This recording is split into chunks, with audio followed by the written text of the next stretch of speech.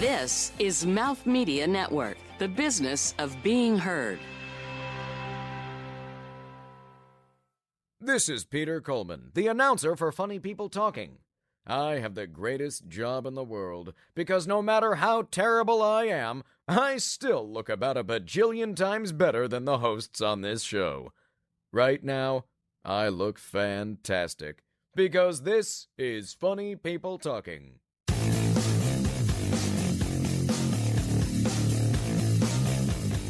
Hi, I'm Eric Alper. I'm a SiriusXM host and also music industry publicist, and I'd rather be on the plane with Buddy Holly, Richie Havens, and the Big Bopper than to even listen to Funny People Talking.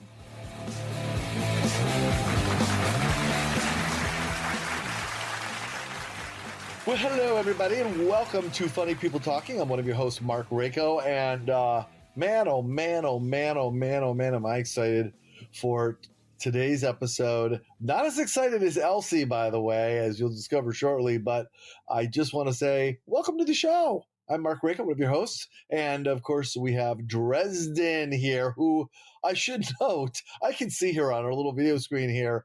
She's not in her usual locale nor her usual position. Hi, Dres. Hi. I don't mean to laugh at you, but there is a potential COVID scare in my family, so I'm mildly quarantining. Is that real? Yeah, my daughter, we're waiting for results.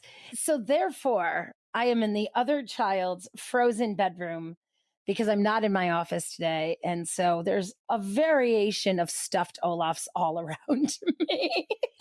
Wow. Oh my gosh. Well, thank you for finding a way to still do the show given, the adjustment, Yeah, actually I live in a city that has the highest hospitalization rate right now per capita. Good old Rochester, New York, a pond away from our star. So I'll let you move on. But yeah, things are serious, folks. Keep safe. We love you. Rochester known for so many things. So many good things. Good things. And, good things. hospitalizations as well. And, anyway, I love Rochester. I'm from Rochester. So, Yes. Anyway, Dres, good to see you. Also on the show, of course, our producer, Elsie, who I would say as much as Elsie can be, I would say she's within Elsie parameters, all a quiver. So, a quiver. Are you, in relative terms, all a quiver today, Elsie? Yeah, I am. We're not going to go as far to say titillated, but a quiver. Yes, somewhere between a quiver and titillated. Because of why, Elsie? Because of our guest. And who is our guest today? I'll let you introduce him. Yes. Oh, I get to? Oh, my God. I actually get to. Okay. Oh, wow. Today we have Eric Alper on, who I've been bugging you about for I don't know how long. And we finally were able to get a hold of him, and it's pretty freaking amazing. It is. Eric, if you don't know Eric Alper's name, and frankly you should, he is a music industry expert, a music industry publicist, a social media expert, and a satellite radio host. Basically, he's got it going on. And Eric, we are just as so delighted to have you join us. Thank you very much. This is awesome. I'm looking at Dresden and I'm like, I just missed happy hour. I don't know if it's being in the room of Frozen, but it's like I'm talking to Joyce DeWitt on Friday at the Regal Beagle. I have no idea what's going on. Perfect. I don't see any reason to go on with this show. We've covered the Regal Beagle. I feel our mission is accomplished. Yeah, that's let's go on. Let's go on anyway. This is awesome. I'm so thrilled to be here. Thanks, Elsie, for mentioning me. This is great. Absolutely. I just want to say, every time I hear the Pina Colada song, in my mind, the setting for that is inside the Regal Beagle. But okay, enough of my fantasies. That's hilarious. Well, if you were to crawl into my mind, it looks a lot like the Regal Beagle also. So, Mine looks like the inside of I Dream a Genie's bottle. But continue. But I totally believe that, by the way. Okay. Anyway, well, this is going to be a great show. Eric, glad you're with us. It's going to be a good, fun ride. I want to share with all of you a little story about a woman I met in Union Square. We're, of course, going to do our tribute to Tina Fey. Another Dresden moment which we will explain to you, Eric. Chosen just for Eric being here today. And Elsie has told me she would like to do more of her prosnogit. How do you say that? I'm a little worried about what you were going to say. She likes to oh my God, how do you say it? Elsie, please help him. I don't know what he's even talking about. She likes to look into the future. She likes to look into the future. Prosnogit? No, what is it? Mark needs Google for word actually be spoken to. He's like, I don't know what I'm talking about, but this already sounds disturbing. Do I need to be a part of this? No, well, you will be a part of it, but basically, Elsie's likes to look into something of. Elsie's going to look into something of his that begins with the word pros. Hence his fear. Prosnogate? I don't know. I'm going to look it up. During our break, but I will tell you, basically, Elsie can look in the future and do a movie review without even seeing the movie, just based on its description. Yeah. And we're going to do a little bit of that. I got it. Plus, one of our favorite improv games that I've selected just because Eric is here with us. It's so appropriate. Oh, I thought we were already talking about it with you pronouncing the word. No, that's just my normal. I thought somebody just gave you a word on paper and you were like, let's get Mark to pronounce this word and see what happens. And you want to know what's the best? We haven't officially even started the show yet. It's just, you know how bad it is? I tried to Google the word. Oh, it is. Here it is. Prostonginator? No, that's not it. Anyway, I got a Google result that isn't a word. It's so odd. So anyway, Mark's going to go study for the SAT.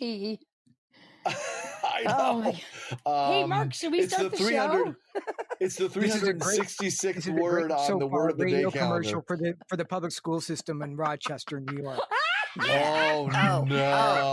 You should know about his reading lists when he was a kid. Funny thing, Elsie. Awesome. Elsie constantly teases me because every time she goes, "Did you ever read this book?" And I'm like, "No, we never had in high school." It goes, "Oh my God, what was on your reading list? Mad Magazine, something like that." Mark went to one of the best schools in the country, but that's a whole nother story. It's so weird. There was nothing on the reading list. I know, except for their ELA program. I know, right? Anyway, and of course, we're going to dig into all things Eric Alper. I can't wait. But first, quick, I know, question for Dresden. Yes, sir. Dresden. Yeah. A funny thing, you know those, well, of course you know because they're there, but Eric and Elsie, you know those little bottles that you pop the cork and these streamers come flying out of them? Oh, yeah. I see no less than 67 to 68 of them surrounding you, Dresden, in your daughter's room there. And what I love is each and every one of them. They're not packing streamers. They've got this where she puts her weed in it. Yes, exactly. Well, each and every one of them has a picture of Olaf from Frozen on them. Yes, they do. Well, now I understand how they go with the theme of the room, but what I'm trying to figure out is what is it that we're going to, like, this seems like a huge celebration and possible safety hazard coming someday. So what is with the 67 to 68 mini streamer? So instead bottles? of a drinking game, I had, an end of the season, all the pool boys who work on my pool, I had an end of the season party for them. And, we had to stay socially distanced and they're not all over 18. So we could over 21. So we couldn't drink. So we did the poppers instead. And every time I said something funny, maybe because I pay them, I don't know, but they popped the funny poppers, and so so there's a lot of them left. Is that a problem? I thought you said they were all popped. Oh, sorry. Okay. Yes. So instead of drinking my legion of pool boys, that's what we did instead. It's a new trend. We're gonna try it. We're gonna package it and market it. Perfect. For Cougar end of the year parties. Oh, I love it. What do you think, Eric? You game? I'm so glad the border is closed. You're exactly the kind of person that I hang out with at one of those all-inclusive resorts, and makes the trip so much better. That's the best compliment I ever got. The whole basis for the trip is not to get as much sun as possible, but can we make Dresden pee by the pool, just making her laugh as much as possible? Oh my God, I love it. I love it. As long as I'm not like one of the chicks you've met at Burning Man, then I'll take the compliment. All right. Well, thank you so much for Alrighty. unpacking that. Hey, Elsie, want to tell me to start the show? Prognostication. Yes, that's it. Say it again. Yeah. Prognostication. Prognostication. I was putting the G in the wrong place. And I foresee you starting the show, so get with it. Okay. Very nice.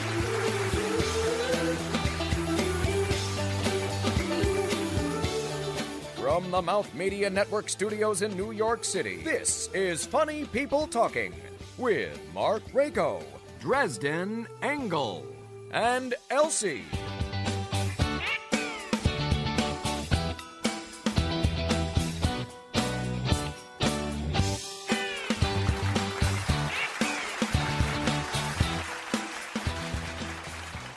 All right, everybody, welcome to the show. Glad you're here. Funny People Talking and all that stuff. Our guest is Eric Alper, and we're thrilled and pleased as pie.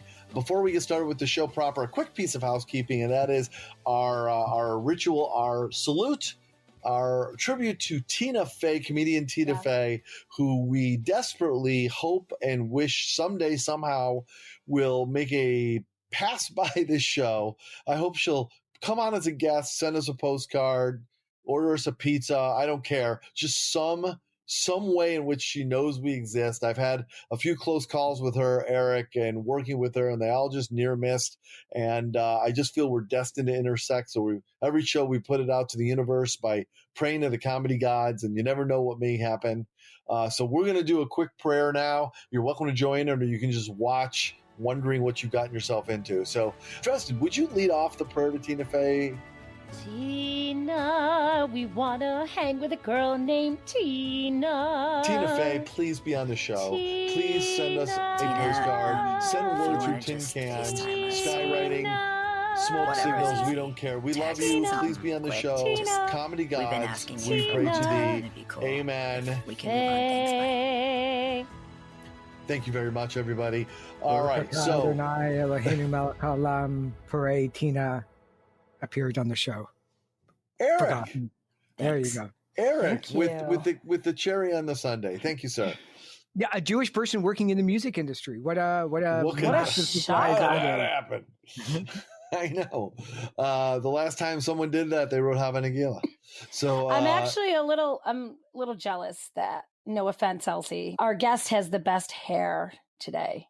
And I'm pretty proud of my hair. no, but it's true. His hair's It's far cooler. As and long as we prettier. all had hair, unlike Mark. Yes, Yeah. I have. Mark's One I of have these go- things is not the same. Mark has I a have some goatee. sort of- That's hair. I Mark's do. got the goatee. I have Yeah. a gene. I have a goatee mostly because my wife will not let me shave it off.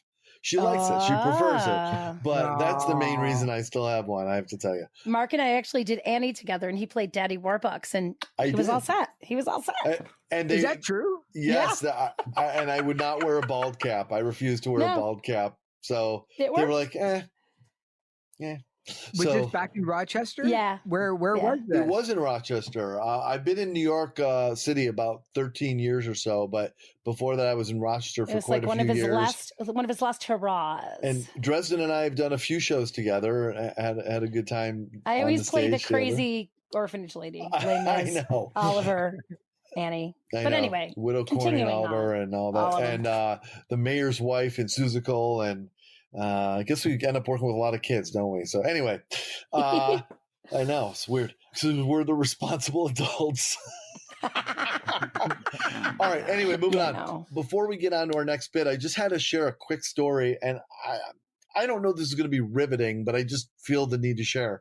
So I don't even think I told my wife this, but recently I had a doctor's appointment down in Union Square. So in New York City, that's around 14th Street. It's pretty good ways away. And as I walked through Union Square, there was a woman there in, I don't know the exact period, but I'm going to say 1940s, 1930s curls.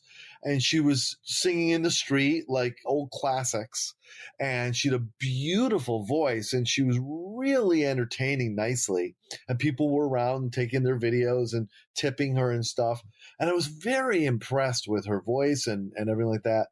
And I had just come out of doctor's appointment, and to be honest with you, gotten some favorable news. I was feeling kind of riding high, loving life. And I was like, you know what?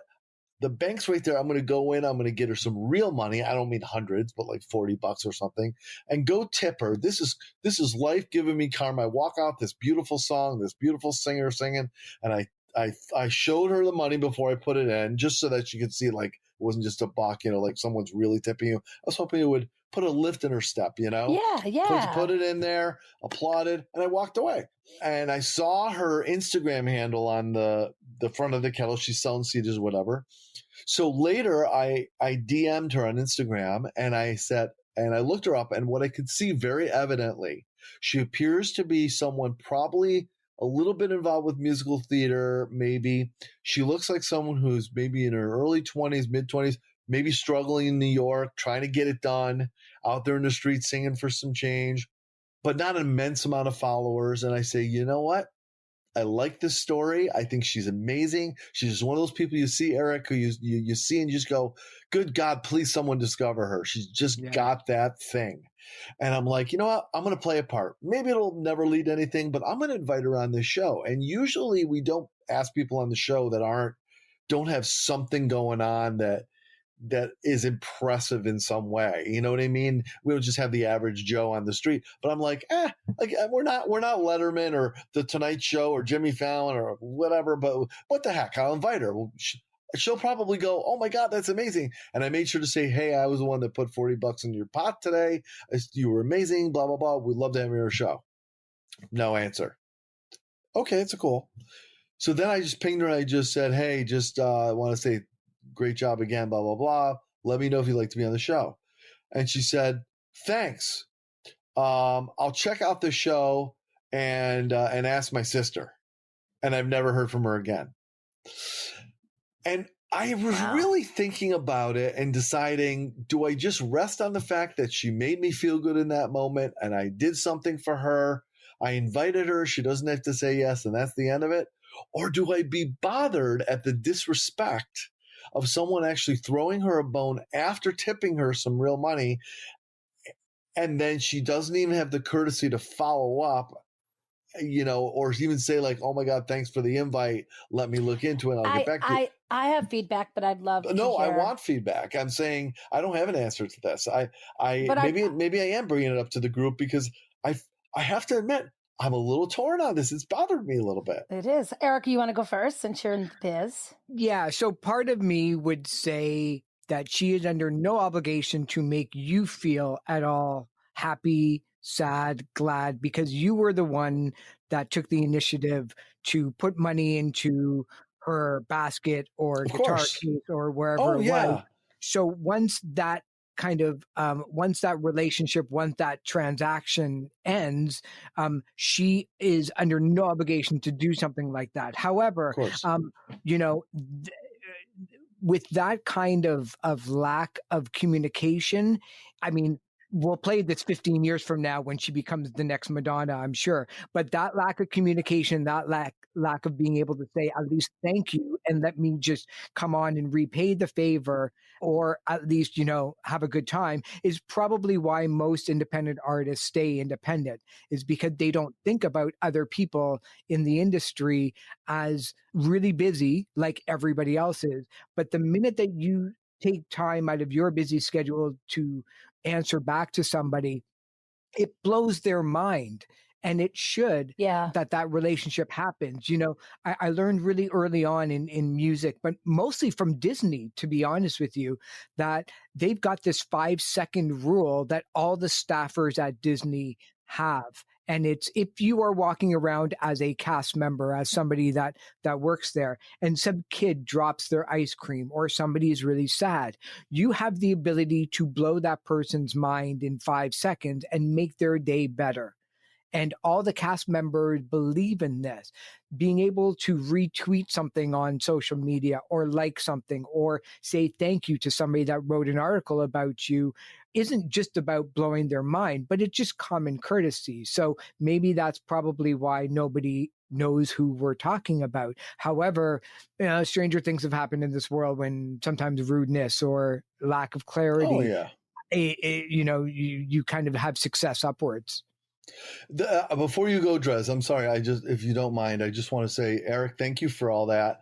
Interesting to me, I never looked at it like she was going to be doing me a favor. I thought I was doubling down and offering her a second opportunity as opposed to her paying me back because in my mind, I was doing something for her. She wasn't offering anything to us.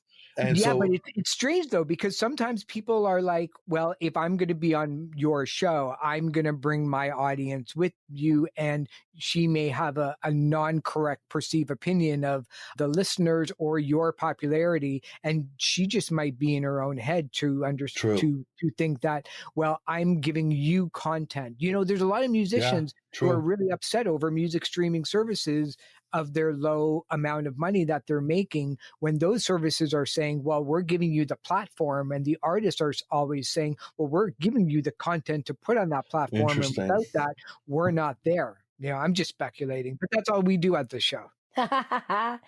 So, Mark, I just would go to the fact that she was a young woman, right? And young, attractive women do get hit on.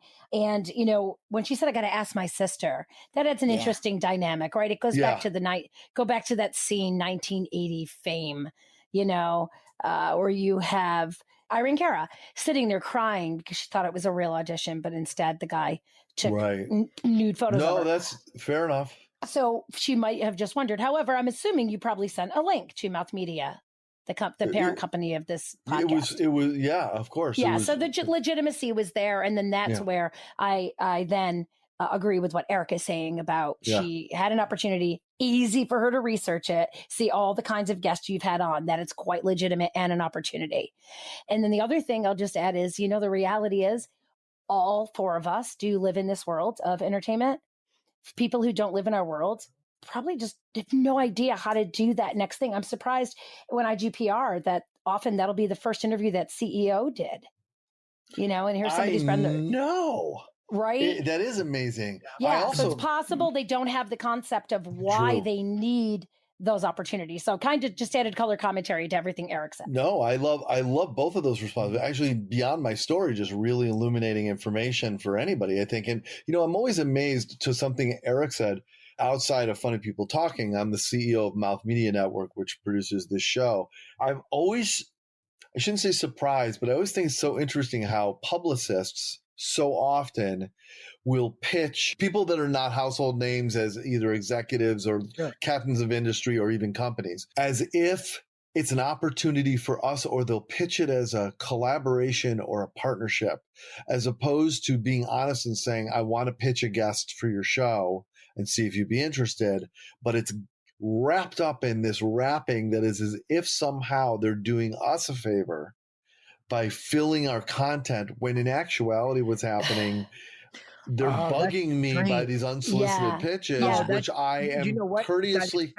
That's such an American thing. I got to tell you, I'm courteous about it. I respond to everyone, by the way, but I'm saying... See, you're rare though, because I just assume that in my entire career, nobody has time to write back and say, no, no, no, no, no. But the ability... When I first started, it was always, I'll give you a perfect example. When I first started, I never wanted to work for a major label.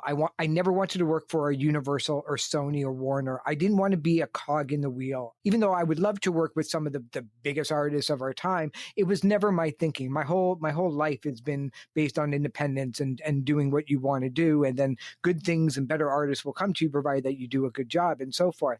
But I was always fascinated with the politics of playing that kind of game where if you do this artist that is unknown, we will give you this artist, which is a get for you. And those transactions happen still to this day, maybe not necessarily with Publicist, but with bookings and shows where it's like, you need to take this band on because they're going to open up for somebody down the road. And when that unknown band becomes popular, you'll get more credit because you got to have them before they broke big, which shows that you're in the know and that you've got really good taste, and that those artists will be loyal to you, and that when they're too big for you, they'll always remember that you did the interview back when they were nobody. So you can get wrapped up in your own head about so many different ideas, which is why I love and hate the side of publicity, because I love it because it's everything I ever wanted to do. But sometimes I hate it because there's so many reactions to whatever you're doing that you are reacting off of them and now they're reacting off of you. But if you're big, you don't have to even play those games because you can rely on those massive artists to get whatever you want done. Wow. Very cool. That was brilliant, man. Thank you. Stuff. Yeah. And it is what it is. Everyone's trying to do their job. I try to remember everyone's trying to do their job, but there's just right ways to do it and wrong ways to do it. And it's so funny that we always look at the places that we intersect with our different work that we do. We look at it through our own individual lens. Yeah. And Dresden probably gets this as well. Like every single piece of media that the artists that I work with get, I always say, please share, tag, and say thanks to the site. Because I learned really early on that not a lot of people say thank you in this industry. Not a lot of people still to the day where we're getting like, look, I get like 1,600 to 2,000 press releases a week for my little blog and the show that I have. I can only imagine what a daily newspaper gets on a regular basis or a huge podcast. But the fact that they're thought of and say thank you, it blows my mind when media outlets, especially a little bit smaller ones that are like, wow, like them saying thank you brought a lot of hits to the site, because sometimes artists don't realize this is a two-way street. There's not a lack of information and ways to contact one another. We all have the internet. We all have email. We all can search anybody. We can find anybody in the world. But the fact that they chose to write about you is not really about music discovery anymore. It's mostly about, well, how many followers do they have on social media? How many people can they bring to the site? And if they choose to write about you when you have a smaller audience, you better say thank you. And that's still rare in this case. But again, Mark, to your point, some artists don't even realize that philosophy, and they think that they're doing you a favor by writing about them. When meanwhile, it's like, hey, without these blogs, we don't have a job, or radio sites or things like, or podcasts like this one. There you go. All right. Well, I love that so much. Okay. I feel honestly, we could talk for a whole hour about just this. I have like 15 more things to say or ask about. So for the sake of variety, we'll move on, but I wish we could talk longer about this. I think this seems like an appropriate moment for a Dresden moment. So okay. Dresden, through her work, just like you, Eric, has encountered quite a number of celebrities in her time. Oh, does she name names? She names names, not in a mean way. Dresden's not mean, but Dresden's going to be good. It almost always has the person coming out looking really cool, actually. Yes. Okay. And Dresden not sometimes. So this is true. Dresden, what is your Dresden moment today? And now it's time for Dresden Moments. Okay, so the Dresden moment I have chosen for Eric being with us today is, if you look through Eric's social media, which I may add, Billboard and among many other publications have named him top head honcho for his social media site. So, so many cool things about you, sir. Is, you probably, you do a lot with John Lennon, right? You do a lot with Bowie, right? On your sites. And you probably wish there's questions you could ask them, right? Yeah. I mean, have you ever had a chance to interview either of them in your career? No, I wouldn't even know what to say. Okay, I wouldn't even know, Well, it's I'll tell you, as a former journalist who interviewed a lot of stars, I always had a question that would blow their mind. I always had a question that I could ask them. Like, I remember I brought up some obscure thing to Joan Baez, and a month later, I brought my mother to a concert, and she said to my mother, "I am so sorry I didn't sing Carrickfergus."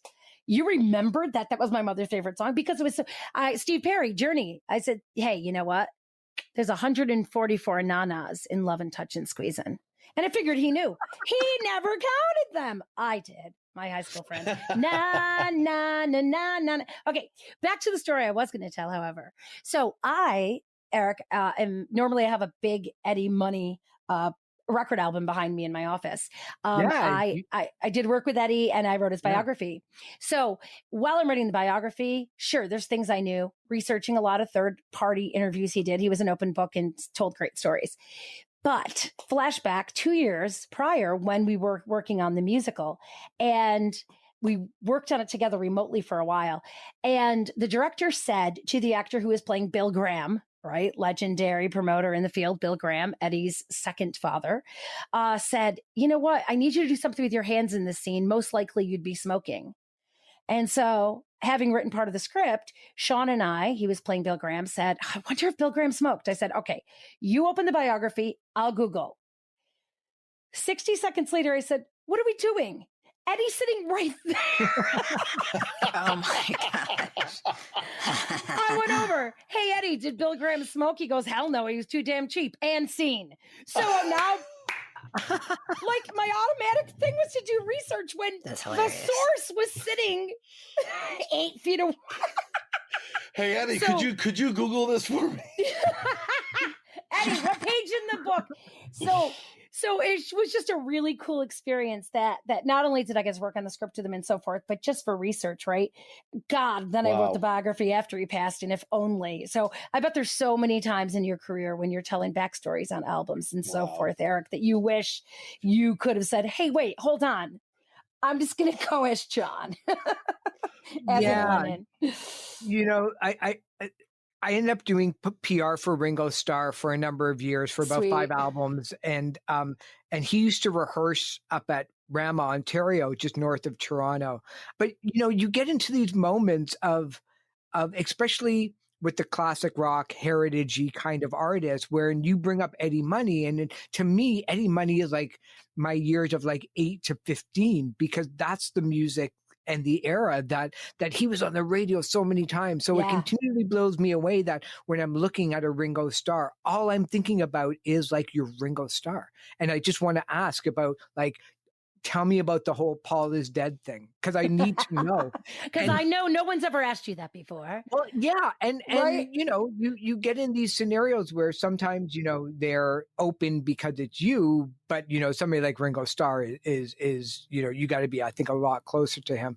But I you know, in a third party, I remember when Sinead O'Connor was coming into Toronto, and she did a couple of shows, and I was doing PR for her. She was a little bit unrecognizable to a certain extent. She got, you know, older, as we all do. And for a lot of people living in Toronto, even though that you haven't, you know, she didn't tour the city for a little bit of time. So her and I, we were hanging out, and we went across the street to the local pub that was there just to get some food. And they said, you know, it's going to be about a 2-hour wait because it's a little bit busy because of the show.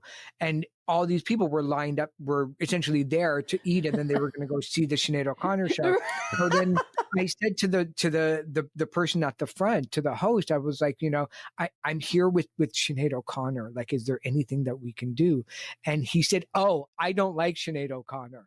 And Sinead is like standing right beside me. Come on. And Sinead said, oh, it's okay. There are times when I don't like myself as well. And then, you know, she was, she was great at it. But so many moments where it blows me away that even to this day, when I'm working with some of the music legends, that, I mean, look, we're all music fans. We're all fans of what we do. So we got into this business because of people like that growing up. And if you would have told me that I would be working with, you know, a Joan Baez or Sinead O'Connor or the Indigo Girls or, you know, Ray Charles, it would blow my mind as a teenager, knowing that one day, you know, you'd be kind of contributing whatever small amount to their lives. Yeah. Eric, just out of curiosity, did you get a table? No, that wasn't the question. Did you? No. Did you get to eat that night? Did you get a table? I need to know. I am so delighted that we got. We didn't get a table. We got takeout. All right, all good. Sorry, Mark. As you were, I was on the edge of my seat. I'm so glad we got an Eric moment. And we got a table. We did get right an Eric next moment. To the bathroom and scene. Eric, this is a completely unrelated question, but I have to ask. My wife is the degree to which someone can be a fan of somebody and the impact that they've made on their life and not be like a crazy person about it. My wife is that with Cyndi Lauper. I don't mean she has posters everywhere. I mean, my wife is a musician, and she's deeply emotionally affected by, like, when we went to see Cyndi live, my wife cried the whole show, because just to be not even in like that, like, starstruck way, and just the presence of someone and watch them do their magic and go, your music, your talent inspired me to such a degree with my life. And then to be with you and watch you perform. And when she got a chance to be in front of her and get an autograph at a book signing, she did nothing. My wife did nothing. She just posed with her, thanked her, gave her a gift. And that was it. She didn't like make the most of that moment in a way that would be disrespect or whatever. Have you ever had an interaction with or connectivity with Cyndi Lauper? Well, it sounds like your wife was suffering from post-traumatic stress disorder by because sometimes people go into shock where there's almost like a defense mechanism that allows them, that tells their brains, don't freak out. Yeah. You're in the car now, you can freak out. Right. There's a lot of moments. I think probably, the first one when I knew that this was going to be really interesting was hanging out with Jerry Lee Lewis, because Jerry Lee was the first, Great Balls of Fire was the first song that I ever bought with my own money on a 45 in the 70s. And when I was 8 years old, I saw a movie called American Hot Wax, and it told the story of Alan Freed, the Cleveland DJ that coined the term rock and roll. And on stage, or in the movie, there were Chuck Berry and Jerry Lee Lewis performed live, and it was really them. Watching that movie by myself as an 8-year-old in a theater up at the Cottage was, to me, just that moment where everything clicked, that I said, I don't know what this is. I don't know how to even begin to do something like this, but I want to do this. And I realized that I have no musical talent whatsoever, and I still don't. But when I got to see that movie, and I left the theater like I had just seen Star Wars and going to become a lifelong sci-fi fan. When I got to work with Jerry Lee Lewis for the Last Man Standing album, I was emotionally cool, but he could have touched me in the chest and I would have bowled over, because my knees were buckling. And when he called me killer, I thought that might have been the greatest moment and I could die. And that was it, until I realized that he calls everybody killer. But I don't know. He performed on stage that night. It was a tribute to him being in the music industry for 50 years. It was at the Peabody Hotel in Nashville. And on stage, there was bodyguards with guns by their side. And I wasn't sure if it was to protect the audience from Jerry or Jerry from the audience. And it was the most dangerous 2 hours I've ever spent, because he was the killer. I mean, he was one of the most dangerous, vibrant, exciting performers on the planet. So watching him, I mean, there's people I've never met that I've always wanted to say hi to and say, oh, wow, I just want to say thank you, knowing full well that I'm the millionth person to say that to. But some of the greatest people that I would want to meet, I have absolutely no idea what to say. I love Phil Collins. I know more about Phil Collins than probably Phil Collins does, but I would have no idea if I got 18 minutes with him for my show, what on earth to ask him, because I would be too freaked out that this is Phil Collins. But Eric, can I ask you, have you also been with artists who you've seen how it's so much, obviously you have as their publicist, standing by them and book signings, et cetera. You see that when they get the same question over and over again, it's exhausting for them in their trying to be gracious. So is that another reason why maybe you're so careful with what you say? No, I think that there's little games that musicians play, especially when you're in a band. You'll give a little bit of a side eye to somebody. You'll smile just a little bit. And it's kind of your job to come up with an answer that makes it sound like this is the first time that you're saying it, that it's an intelligent question. I'm working with Kathy Valentine of the Go-Go's, and in her book, she talks about how the question in every interview was, so what's it like being in an all-girl group? And, I know that the media has to ask that, but at the time, they kept on kind of giving the impression that this might have been the first time to hear about it. But the media knows that they need to ask that question. They know that David Gilmour is always going to be asked about a Pink Floyd reunion. You interview Paul McCartney, you have 7 minutes, 30 seconds of it is going to be. So do you think that the Beatles would have ever gotten back together again if John Lennon wasn't shot and killed? So it's your job to kind of make everything fresh and cool, because if not, then you just become a little bit of an arrogant guy. Yeah. And you know what? I gotta give a shout out to Eddie Money. Every single interview, he made everybody feel special, that he was asking, like they were asking it for the first time. Wow. So well, yeah, look, he was a king of that. Money, yeah, when you're Eddie Money, like I would imagine that like the question that he gets so much is, so what was it like being a cop? Or when did you make that decision to go from there to there? And, you know, every new time that you get to ask that question for an artist, if they're thoughtful, maybe there's a new illumination that they've thought of in the last little bit since the last time that they asked that in order to answer that question. But, you know, but, you know, you always have to understand that, you know, there are people right now on this planet listening to this or listening to stuff all day long that weren't around when John Lennon got shot 40 years ago. So you can't always assume that your readers are going to have the answer to these questions. Most of the people don't read 75 blogs a week like we do or listen to X amount of podcasts. So most people listen to the radio for 10 minutes in the car and that's it. But, you know, Eric, I think you're right on every count, of course, but I also think there's different ways to tell a story. So it's not just that person telling the story the same way, because people are smart and they're tuned in. They can tell when they're hearing boredom, when they're hearing a tape pulled out of someone's head they've told 100 times. So finding another way to tell that story. And, you know, I think about like, this is going to sound morbid, but instead of asking like, tell us about the car crash or how badly were you hurt or was the car totaled, if you instead say, you know, when you were going through the windshield, what was the thought that was going through your mind at that moment, makes me live that moment differently as an audience member. And as an interviewer, I'm likely to get something from that guest that they may have never been asked before that makes them think about that differently and be willing to be generous with their answer because you've given them a moment of inspiration that they haven't had in a while on that topic. And I think that's the key to not just getting great answers, but allowing people to experience what might be a first for them in a way that is as genuine and interesting as when that person was first answering these questions perhaps decades ago. Yeah. All right, we're going to take a quick break, as I hate to do. And as soon as we come back, we're going to come back with prognosticative,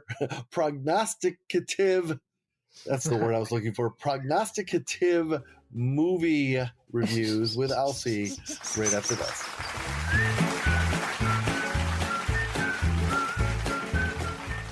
Make sure to follow us on Instagram at Funny People Talking and Elsie at Elsie the Producer.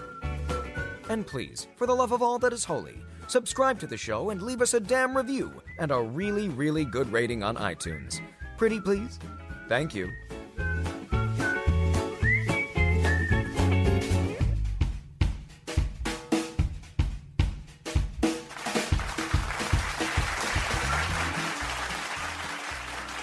All right, Elsie, clearly we're going to have to change the name of this segment going forward. But for now, we'll call it Prognosticative Movie Reviews with Elsie, where I give Elsie a real description of a real movie that she hasn't seen. But Elsie is so tuned in to basic information on a movie, she can instantly drum up a real solid, reliable movie review on the spot. And we're going to see if she's always done good in the past. Let's see if she doesn't fail us now. You up for it, Elsie? Sure. She loves bacon, she's cantankerous, and her cat's an adjustment. She's the producer, it's Elsie. Thanks for the energy. Okay, so the first one is, I love you, Elsie. Okay, first one is called These are real movies and real descriptions. First one's actually more of a mainstream movie. It's called Breach. And the description is Bruce Willis stars in the action-packed sci-fi thriller fleeing a devastating plague on Earth. An interstellar ark comes under attack from a new threat, a shape-shifting alien force intent on slaughtering what's left of humanity. So, Elsie, how was that movie? Well, I don't think people realize what they meant by breach when they brought that up and how the humans were all slaughtered. I don't know if you're familiar with a breech birth, but that's pretty much how they did it. And it was gruesome, and it didn't go over very well. It was a sleeper. It wasn't even a cult classic. It just, All right. Yeah. Well, thank you for that. Poor Bruce Willis. Guess you shouldn't be moonlighting on movies like that. Next, just Die Hard, Mark. I'm so okay. That joke died hard. That joke died hard. That's what I meant to say. See, I didn't get it out right. No, it was right. I'm just backing you up.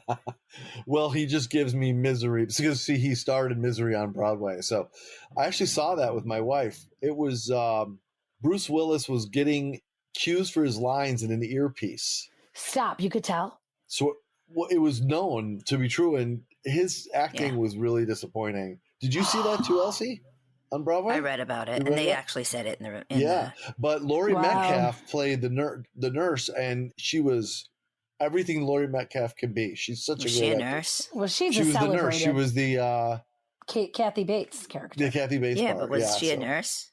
I don't know. Okay. I don't know. All right. Anyway, I just knew she was a super fan. Yeah, no, she was a nurse. That was the whole story where she had there was I forget. I don't know. news reports of her killing patients or whatever. I don't know. Anyway, the next title is called Habitual.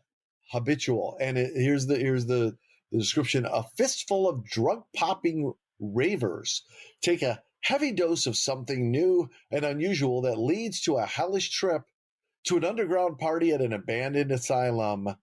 God, the adjectives. In Salem, Massachusetts.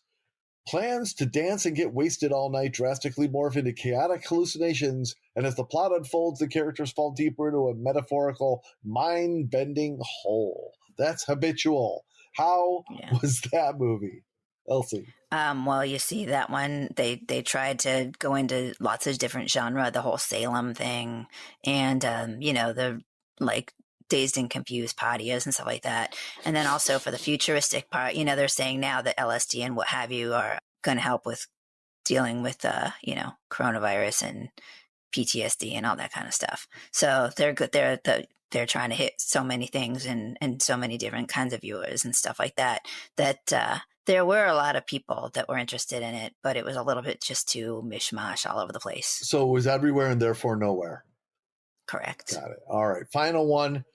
They tried. It was one of those things they just couldn't market it to everybody and have it actually come together. Yeah. All right. The final one is Lupin the Third, the First is the name of the movie. It's an animated film. The iconic gentleman thief Lupin III returns. I didn't know there was a first one. In an action... Yet he's iconic. Continue. I know. Returns in an... You're not iconic just because you say you're iconic. Exactly. Jeez. The iconic gentleman thief Lupin III returns in an action-packed, continent-spanning adventure as Lupin III and his colorful underworld companions race to uncover the secrets of the mysterious Bresson diary before it falls into the hands of a dark cabal, C-A-B-A-L, whatever that is, that will stop at nothing to resurrect none other than the Third Reich.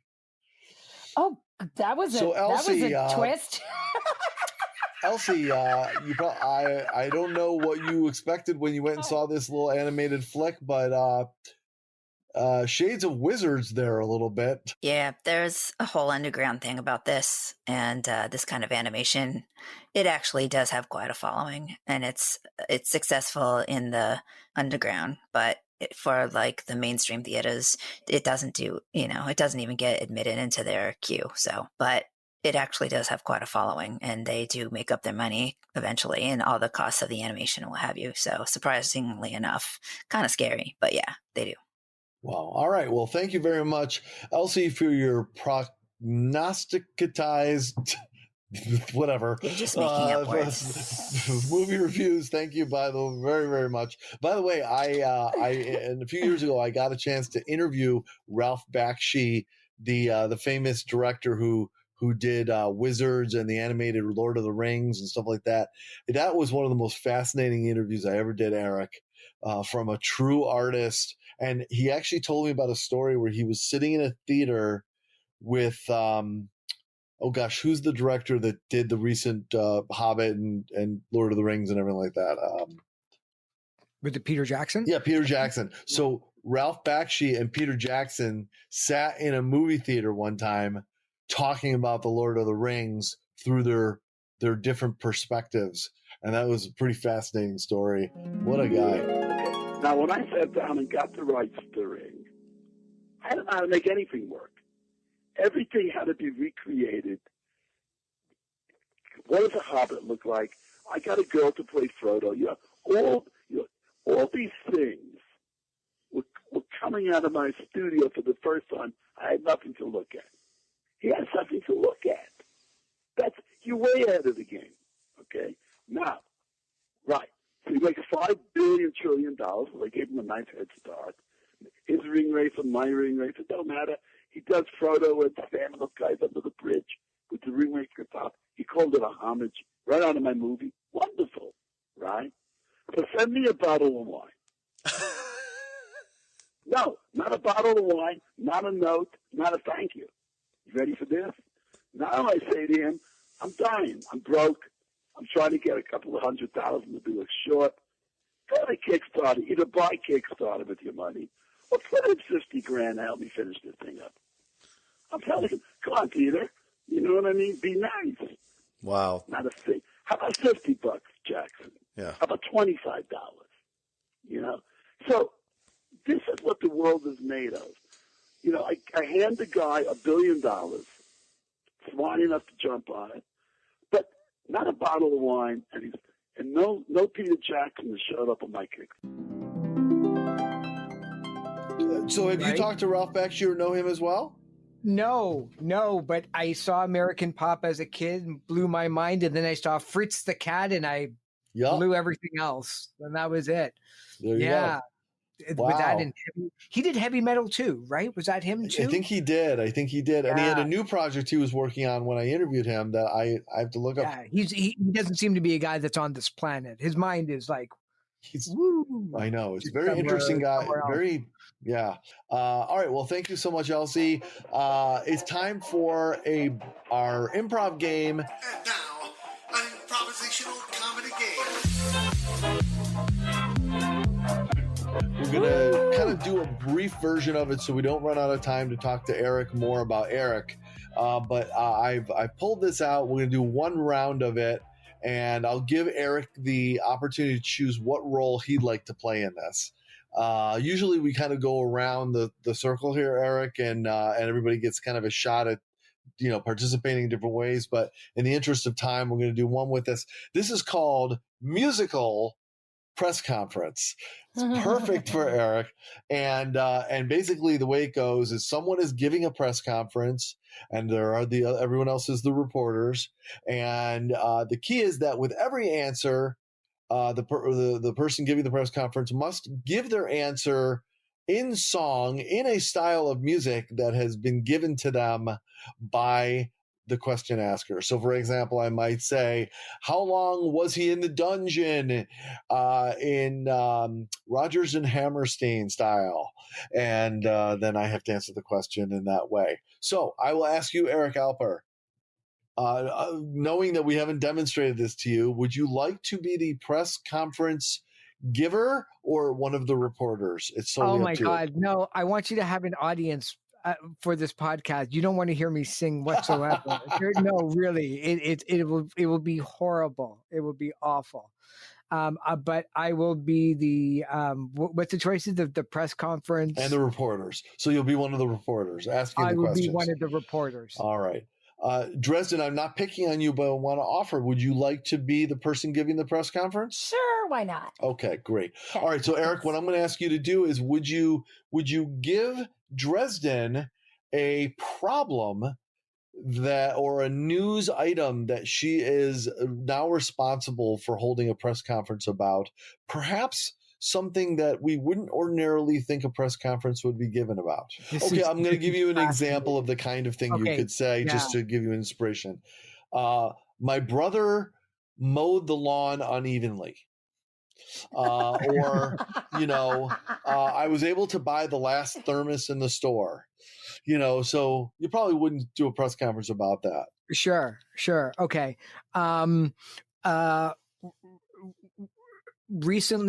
Recently married duo or recently married artist is getting a divorce, scandalous divorce on the front page of every newspaper. Yes.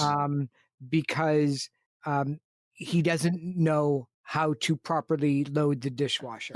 Okay, perfect. Thank you very much. Okay. We are now at the press conference. We're going to go to the press conference where Dresden Engel is going to take questions on this breaking news story with the reporters gather around. And we now go to Dresden. But wait. Don't you have to pick the genre? Well, we do each time that we ask you a question, we have a different genre. Oh, so you're going to tell me when you ask me the question? Yes. Okay. Yes. Hello. Hi. Thank you all for gathering here today on such short notice. Yes. My client is in a state of shock.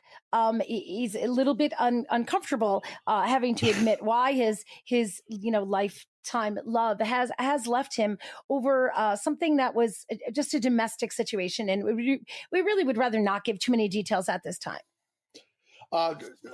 Dresden.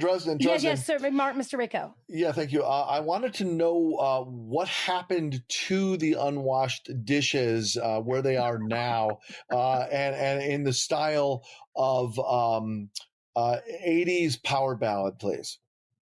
So even though I didn't say what the domestic situation was, you still knew it had to do with glassware. Yeah. He put the dishes on the counter and it didn't put them in the shelving of the dishwasher.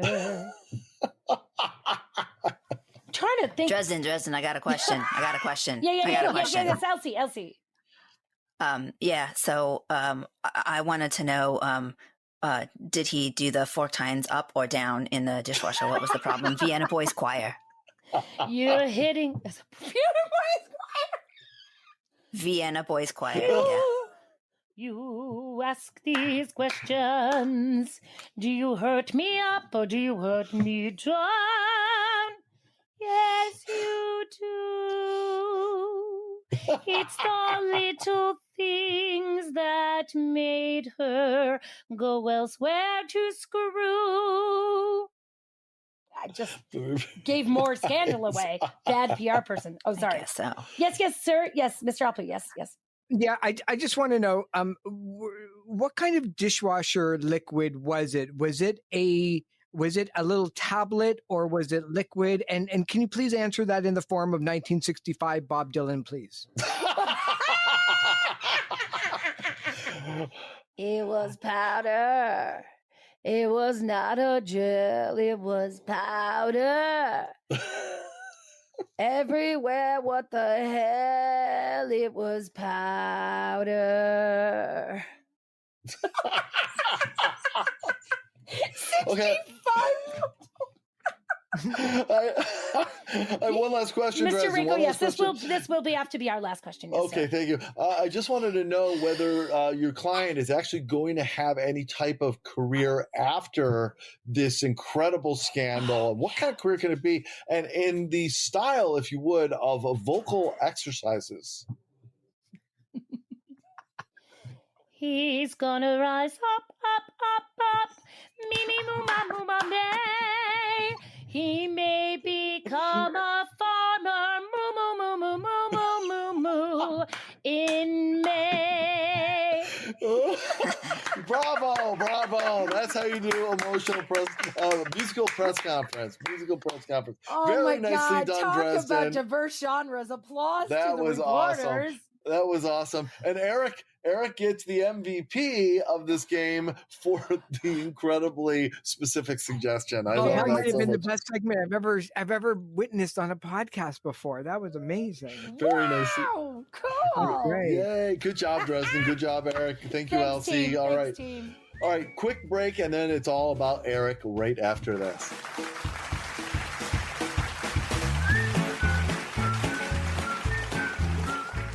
It might just be what Melania uses to drown out the sobbing. This is Funny People Talking.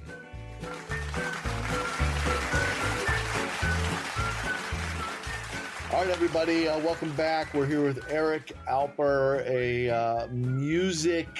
He's a rock star among rock stars, let's just say. Oh, I like that. Rockstar Publicist. I'm going to get you a T-shirt, Eric. So anyway, I would love to start with this. I'm actually going to take a back seat a little bit of this interview. I might ask a couple questions, but I'm going to toss the baton over to Elsie in Dresden. No pressure, Elsie, but I know that you were dying to get Eric on, so I want to leave room for you to ask anything you'd like to ask. And Dresden, you as well, since you guys are in the same game in a way. But I would love to lead off with this, Eric. You've had a long, not over, but still a long and storied, intriguing career that has had more levels as it goes. So you started at a certain place when the first time you did whatever that got you into the industry, whether it's I'm a musician, I want to do an interview, I want to learn something about this person, I'm going to write this, whatever it was. And I'd be happy to have you comment on what you think that first moment was. But what I'd love to know is how do you perhaps think differently about who you are, your own identity, as it relates to your career than who you thought you were at that moment way back when. and in other words, what you thought you were embarking on versus where you are now and who you think you are as the combination of those many ingredients that have made up your experiences. It's amazing how what a party the music industry seemed to be from the outside looking in. When I first got a subscription to Billboard magazine when I was 12 years old, it wasn't so that I could memorize the charts of Billboard, because I did that anyway, but it was really reading about the people behind the scenes. I was fascinated with how things were operating the way that they were. I loved reading about the record labels and the managers and the booking agents. And these people were like, going back to before, they were like my sci-fi characters. They were just characters in a world that I had no idea how to do. But all of the books that I read were scandalous. They were like about payola, and they were about the other side of the industry that Billboard wasn't really writing about because they didn't want to write about their own industry. So I thought that I would be having to get drunk a lot, take a lot of cocaine, and be with, hookers and on giant boats. And then magically all these albums would sell. And where I am now is working 7 days a week, 19 hours a day. I'm sorry, wait, Eric, that has to be the name of your biography, Hookers on Giant Boats, but continue. Right, exactly. And I realized that, really early on, that somebody has to be the sober one, and that person is going to be me. So when I got to 23, it was like, I'm just going to be sober and not be one of these casualties. So I think when I first got in it, it was just seemed like a giant party that probably was, but I missed by a decade. And what I am now was more, or what I realized is how much kindness goes a long way with everything, not only in your job, but on social media as well, where I've kind of developed more of a cult of personality or more popularity of what I do. But it doesn't get me more clients per se, except I think for those people who might want to trust me a little bit more. But it's also being able to pretend I could be this person on social media. And then quickly I realized that I'm actually that person as much as I want to be. Wow. Thank you for that. I'm waiting for the for the next question in the press conference. That I Yes, have to sing exactly. Actually, I'd in a love you metal to. way. I'm going to throw Vienna's voice choir at you so Elsie, I'll let you go first. Well, I mean, that's one of the things I discovered you on social media, and I saw you're like a human encyclopedia, but you've got a great sense of humor, and your comments are always thought provoking or like have little tidbits that are news. But they're serving to everybody. You don't have to just be in that genre or whatever. So that was the thing that drew me right off. And when I was talking to Mark about having you on and stuff, I said, he's got a really cool presence, and he's like I said, like human encyclopedia of fun facts, which is one of my things I love. And I hope that he's as nice as he seems, because when you have someone that you want to meet and you're like, they're going to be really nice, and then they're not nice. And I'm like, I was dying. So we finally got you on here, and I'm gushing a little bit. They can tell you I've never done anything like this before, because but thanks. But I wanted to just say I'm so thankful that you came on here today, just to be yourself and hang with us and talk about the biz and do ridiculous things that obviously are not the typical day for you. Yeah, so, but that's, our that's improv awesome. games and all that kind of stuff. But that's so. I mean, that's the whole beautiful thing about music, right? Is like I get to meet so many amazing people like you three because of like the fact that music exists. Yeah, and so my question was basically already answered just by. I wanted to know who you were, just besides the things that you post. Yeah. So you've made that, it's cool. It's really cool. I'm a guy who loved music, learned more about what was going on in the world around me through music. Music taught me what was happening halfway around the world in South Africa during the apartheid of the mid 80s. It told me about what was going on in the AIDS crisis through Madonna and through Jimmy Somerville and Billy Bragg I learned more about Pittsburgh through like somebody like Bruce Springsteen, and that was my education, and that led me to read more about other stuff, I have music on all the time. Look, my wife is just so thankful that Twitter exists, because I don't have to bombard her by ridiculous pieces of trivia. but like I made my mistakes early on. Like there was a moment. Actually, I mean there was a moment where I let my personal thought about a specific artist who deserved all of the criticism that they got. I kind of piled on a little bit at a time when I don't think enough people were speaking out against what this person had done. And I almost got fired from my job from the label I was working at the time, because we happened to distribute that person. I mean, we were so big, I had no idea that we were distributing them on the video side of it. So I learned to shut my mouth.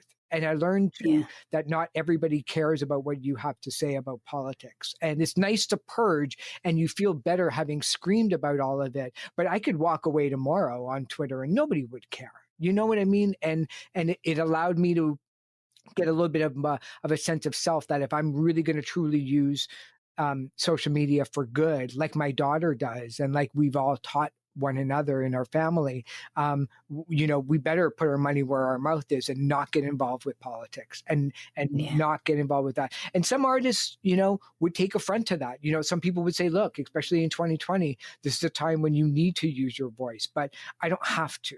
Nobody's asking what Eric Alper has to think about this or that or that. And I only want to kind of bring good stuff. I can't tell you this year, and it's not an ego thing, because I never really received it up until this year, how many direct messages I've gotten from people, especially on Twitter, saying, I go to your stream when I'm sick and tired of the cesspool and the bonfires that's going on with politics or with COVID. And that makes me feel really good to know that at least I'm a diversion to something. And and I just post for me and now for you, which is great. Yeah. Well, okay. So you just brought something up, which, grew a question in my brain. So your daughter, like growing up, everyone has a idea of what their parents do for a living, and usually the kid is like completely, whatever it is. But what was your daughter's like? If someone would say, "What does your dad do?" How did she describe what you did? Great Like, question. what was? I Yeah. love that. Good job, Elsie. Yeah. When she was really young, I got to work with the Wiggles in Sesame Street and Barney and Strawberry Shortcake. And so when the Wiggles came into town, before they really truly blew up, and I saw the rise of that group, she came with me to the rehearsals and to the meetings and things like that. Because I not only was she a fan, but it was kind of like a perk of being Eric Alper's daughter. And so she got cool. taken around with me to all the shows that I think that she would like, whether it was like a power pop band or a punk band at a festival and stuff.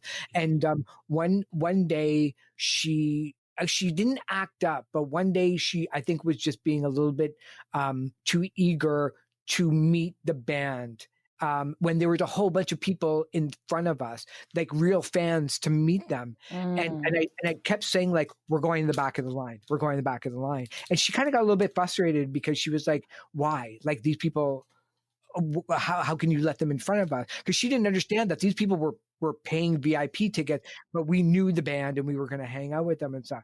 And I said, see all those people there? Like, they actually don't have an opportunity in their whole life except right now. And we're going to be hanging out with them for like 3 days. And so I think she really, and she was like 7 at the time. She knew right then and there that I worked in the music industry. But I don't think that she realized until later on that, like, I'm actually what she sees on television with the interview or reading about it in the papers, what I do for a living and stuff. So it was kind of interesting because I never lost sight of that. I never pulled a power trip, even to this day, on anybody. Like, I need to go talk to the band first before the fans do. It's like, no, stay 15 hours and make sure that everybody gets asked that, because I've been in those lines. I've been waiting overnight for concert tickets. I still pay to this day for all of my tickets that I want to go see concerts for, because I don't want to feel like I'm, getting some sort of special treatment, because I'm still a music fan. Good for you, man. Eric, as Elsie mentioned, she sees humor in the things that you communicate through social media. How do you look at humor as playing a role in the work that you do? Is that just something that naturally kind of leaks out of you, if you will, because that's just who you are? Or is there any strategy for you in the way that you deploy that in, your work as a satellite radio host, as a publicist, just as a journalist in general? Yeah. Where does that come from? I grew up watching Monty Python and all the WNED shows from Buffalo, and whether it was Faulty Towers or that, or watching David Letterman, and they all seem to have one thing in common, is the twist at the end of their sentence that made everything funny, and that they can take a humorous thing. I love my job. I love my life. I don't want to do anything else. So by nature, I'm an optimist person anyway.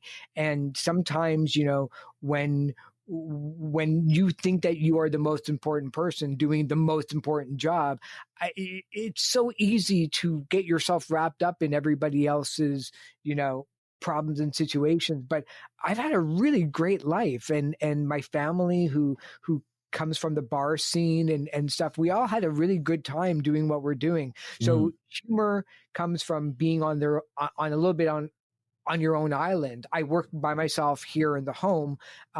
When I was working for the record labels, I was the only one doing PR. So all these things would ever go swimming around in my head, but I had nobody to tell it to except for when I got on Twitter. So that's really what it was. But it was just a fascination with comedy in general, or Saturday Night Live, where just that twist of maybe saying something that you would never say out loud, but because you laugh at the end of it, it makes it all good without being rude. I love it. Oh, I love that. Thank you.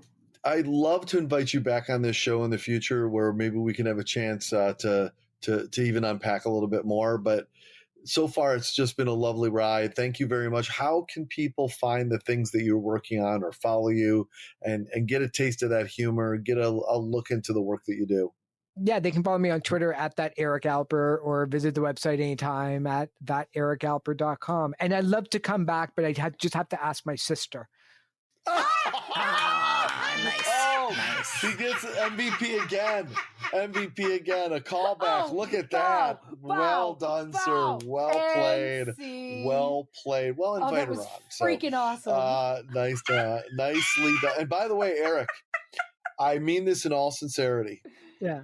If you're able to come on sometime, and there's a way that your daughter can join us and would like even if it's just to call in for a second, kind of to just do a drop by, she's welcome. She's absolutely that's great. welcome. Thank you very much for all that. right. Yeah. And nice to have a little dad and daughter dance there. So, all right. Well, Eric Alper, I think this is deserved. Thank you. Thank you very much. It was a lot of fun. Thank you so much. Thanks for asking, Elsie. I truly appreciate it. Absolutely. All right. Well, that's it for this memorable episode of Funny People Talking. Thank you, everybody, for joining us. Of course, thanks to Eric Alper for taking time to join us. I love it so much. And we thank you for listening. We'll see you next week for another great guest. Until then, for Elsie. Thanks a lot. And Dresden. Cheers. I'm Mark Rako. Have a great day, everybody. Bye-bye.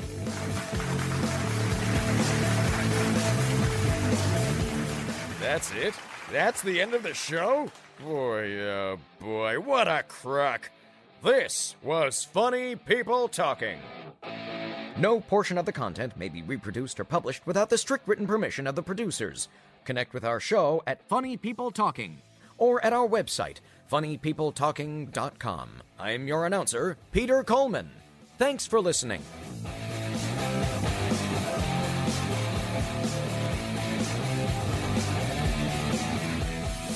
This is Mouth Media Network, the business of being heard.